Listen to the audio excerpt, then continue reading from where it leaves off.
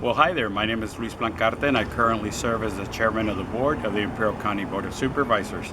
I represent was elected by the representative to be the representative of District Number 2. I am currently running for re-election. I have served on the board for 3 years. My term ends at the end of 2020, so I am seeking to be re-elected as of January 1st, 2021. The election is coming up on Tuesday, March 3rd.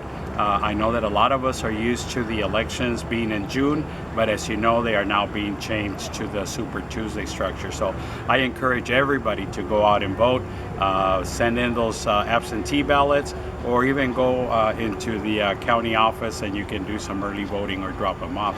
So let me tell you a little bit about what we've been doing for the last 3 years that I've been on the board. One of the things that is something that is very important to me is finding ways to pay our workforce what they deserve.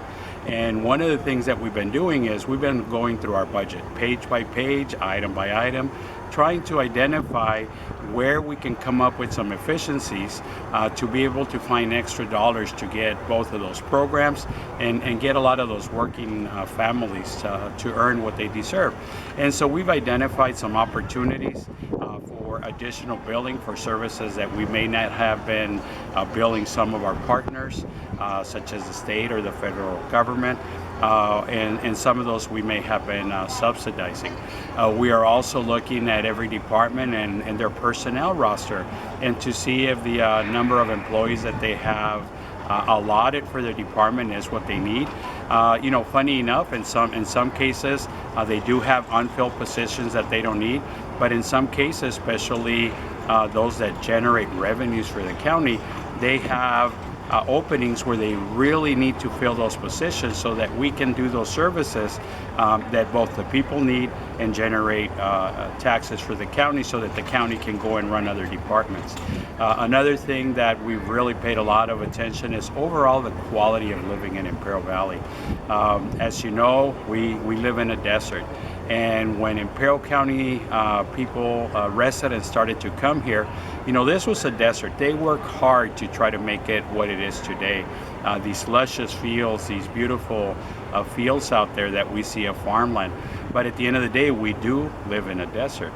And as a desert, it does come with some challenges, such as the air quality, the lack of water, lack of employment. There's not a lot of companies that want to locate here just because of the cost, and we are so remote. But there are some things we can look at to improve the quality.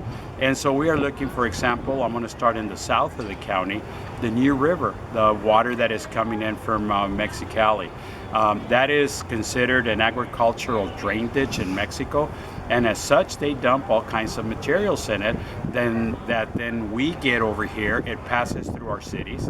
As you know, the New River passes through very many cities of the county, and then that water ends up in the Salton Sea. Secondly, the Salton Sea itself. As you know, as part of some of the water transfer agreements that were made that are being transferred out of Imperial County, less and less water is going to the Salton Sea. And as less water goes to it, and because of the heat in the atmosphere, more water is evaporating, the water of the sea is beginning to recede and get smaller. And what's happening is more playa is being exposed, and that fine powder, once it dries out, as the wind begins to blow, it kicks it up in the atmosphere. And as we know, Imperial County is reported to have one of the highest incidents of a juvenile or child asthma in the state.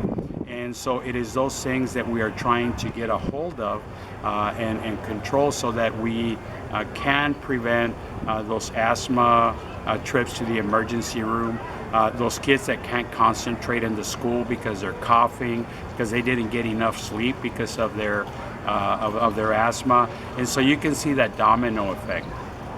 Through the Imperial County Air Control District, Air Pollution Control District, we are doing programs that will also help kids in schools. For example, we recently installed air purification systems in 3 local schools. The idea is that while children are in the classrooms, they will be able to focus on their study, focus on what they're doing, and not worry whether they can get a breath in or not. We've also done parking lot paving in some of the schools to prevent that dust from kicking up. We recently paved in cooperation with the IID and a couple other partner agencies, paved the Desert Museum. They get about 12,000 school kids out there a year to learn about Imperial County, and this provides a lower quality of dust by paving the parking lot that they can go to. Along quality of life, as you can see, we are primarily farmland, and in December of 2018, the federal government reclassified hemp, and you are now able to do some research and grow it.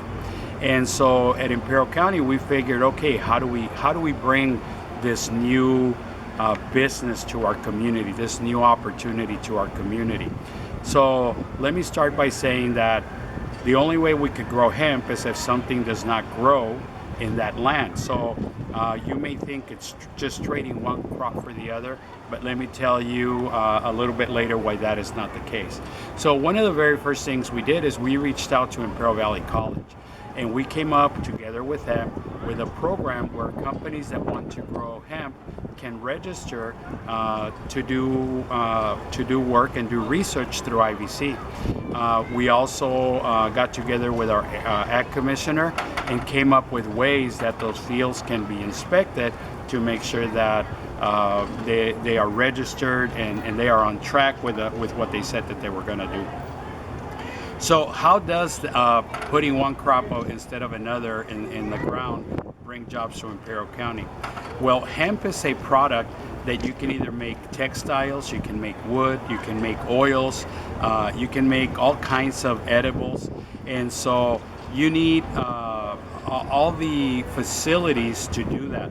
And one of the least expensive ways to do a processing facility, whether you're extracting oil out of hemp or producing a finished material, is to put them where the raw material is being produced.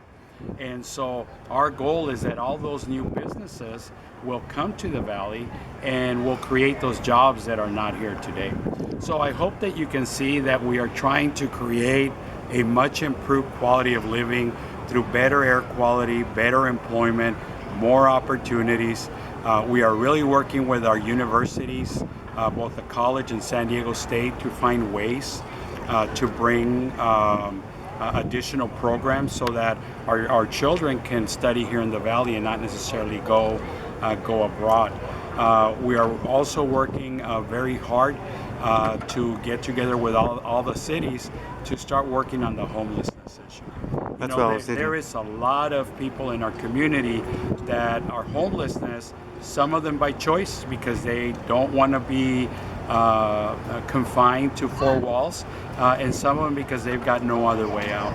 So we recently, last Tuesday, approved a footprint going forward by which we're going to be able to create a plan that long-term gives us those opportunities to reach out to people, whether they are there because they want to or because they need to.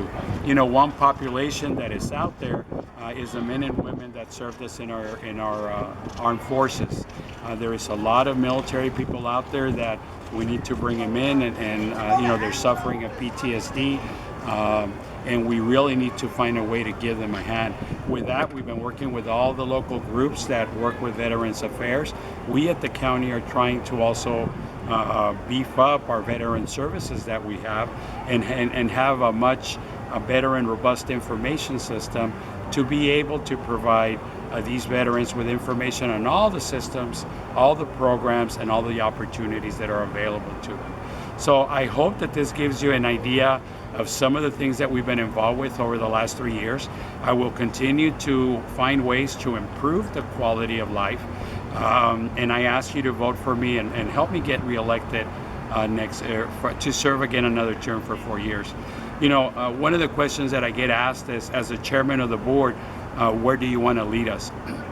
And the reality is that I am not looking to lead and for you to follow. I am looking for you to stand with me shoulder to shoulder and walk together so that we may continue to make Imperial County a better place to live. And so once again, I ask you to vote Luis Plancarte for Supervisor for District 2 for 2020. Where can they find you at? You can visit us at voteplancarte2020.com. There's a webpage there where you can find all kinds of information. You can contact us. You can also go to Facebook and find us under Luis Plancarte for Supervisor District 2 2020. And there you will get updates and see information on the things that we are doing.